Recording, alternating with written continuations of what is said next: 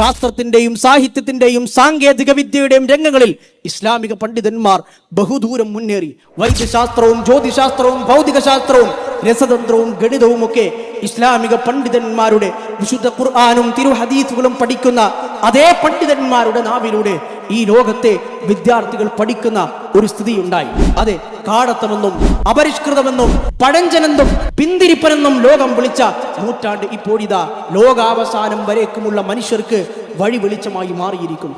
ഇതാണ് ആറാം നൂറ്റാണ്ടിൽ സംഭവിച്ചത്. ആറാം നൂറ്റാണ്ട് എന്ന് ആളുകൾ പരിഹസിച്ചു പറയുന്ന അന്നത്തെ പ്രാകൃതമായ ആ നൂറ്റാണ്ടിൽ സംഭവിച്ചത് ഇതൊക്കെയായിരുന്നു. അന്നത്തെ ലോകത്തിന്റെ സ്ഥിതി ഇതൊക്കെയായിരുന്നു. ആധുനികതയുടെയും അതുപോലെ തന്നെ പുരോഗമനത്തിന്റെയും പട്ടുതുണിയിൽ പൊതിഞ്ഞ് ലിബറലിസത്തിന്റെയും മതനിരാസത്തിന്റെയും മുഴുത്തുനാറിയ ആശയങ്ങൾ കുത്തിവെക്കാൻ ശ്രമിക്കുന്ന ആളുകൾ ചിന്തിക്കേണ്ടതുണ്ട്. ആറാം നൂറ്റാണ്ടിൽ സംഭവിച്ചത് ഇതാണ്.